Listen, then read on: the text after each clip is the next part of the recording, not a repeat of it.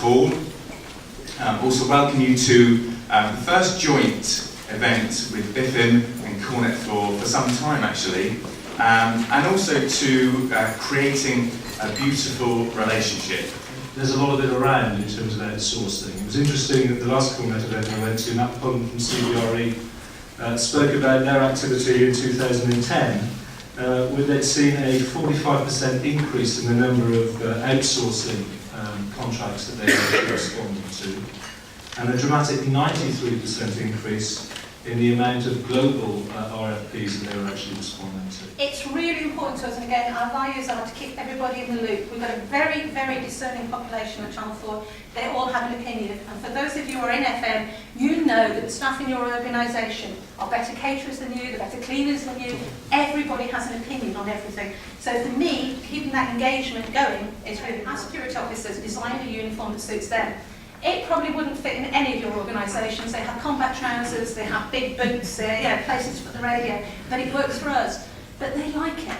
The guys on the day that we launched the uniform were so chuffed because the chief executive came in and said to them, "Wow, I like your uniform." And great big smiles, the same from all the people in catering. The post-room guys, they feel that they actually own that decision and they're part of the whole contract. All of our hard services, our soft services, security catering, front of house, post-room cleaning, all of that has gone out to market. And my thought process was, right, well, how are we going to take it forward? Are we going to have 6 strands? Are we going to have a TFM service? Are we going to have an integrated service? What are we actually going to do? What I wanted to say was it is currently integrated. It is currently perceived as one team. We don't have separate names for separate functions. They are all FM. So we have one centralised help desk, we have one identity, but to me they're still obviously disparate companies. The journey so far, our contract is 3 years old. I outsourced our services back in 2007. Costs are optimised annually, but the structure itself hasn't changed for 3 years. We benchmarked in 2010, and that showed actually that some suppliers were more and more capable of actually providing an integrated or bundle service for me, and we could drive the costs down. Again, I'm not, within my environment, absolutely driven by bringing costs down. For me, the value of the contracts that are provided is fundamental. So the journey continued. We have sent out RFIs, we've sent out RFPs. What we tried to do was not just put input specifications into these, we wanted it to be output driven.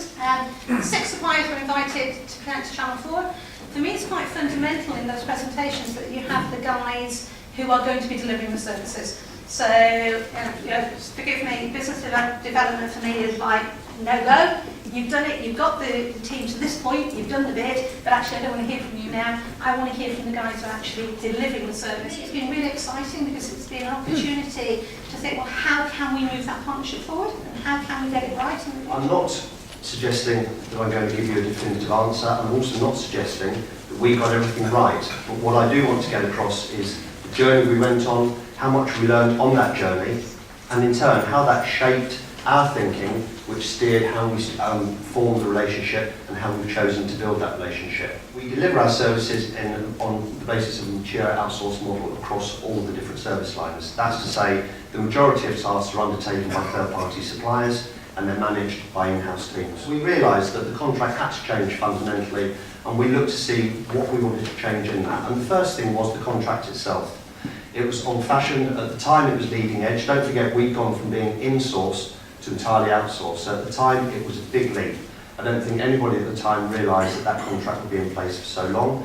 But by 2009, it was no longer fit for purpose. So the obvious thing for us is to future-proof any contract that we put in place. So that means we wanted to build in flexibility. We wanted to build in the ability to change what went in place at day one. We also wanted to leverage our suppliers' know-how and the best practice, and we wanted them to share with us sector experience. And we wanted to build value-added services such as consulting, sort of expensive add-ons that you would find. We wanted that built into the core service. So core service wasn't just daily work, it was added value from day one. We wanted to align processes between our supplier and press so that everybody was working the same way towards the same objectives.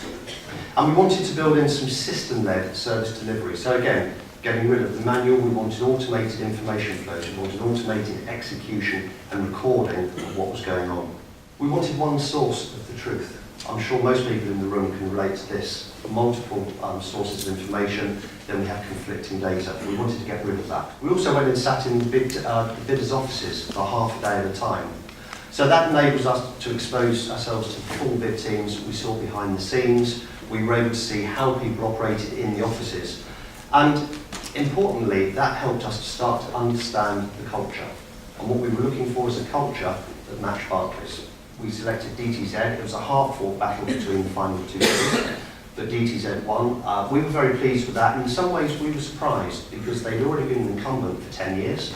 And as a bidder on a rebid, you're damned if you do and damned if you don't. But they changed their game significantly. Where are we today? We're 7 months in. We've embedded the contract, and we believe that we've evolved a new operating model, and we're continuing to evolve that model. We are developing new initiatives jointly with DTZ. Some of the ideas come from us, some come from them, but they know that we want to have those ideas first, and we are a party that is very willing to develop new services and new initiatives.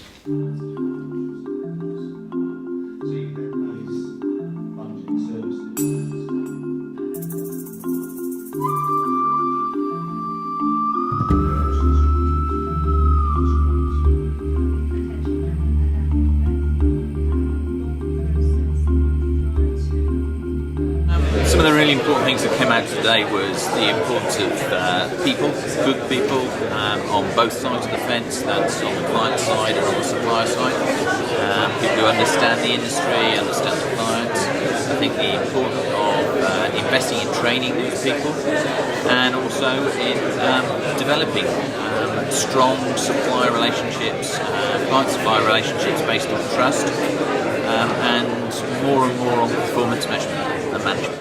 Everything's about relationships. The honest, the open, the intense relationship that means that you can actually deliver things together.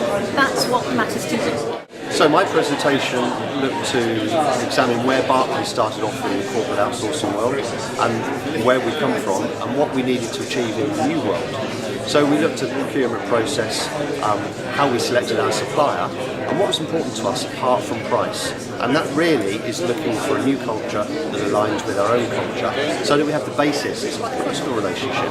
The corporate relationship for us is all about finding the right partnership to work with, and then finding some common goals to build and create something new, a new world, so we act as a cohesive unit and we can give proper support to our customers.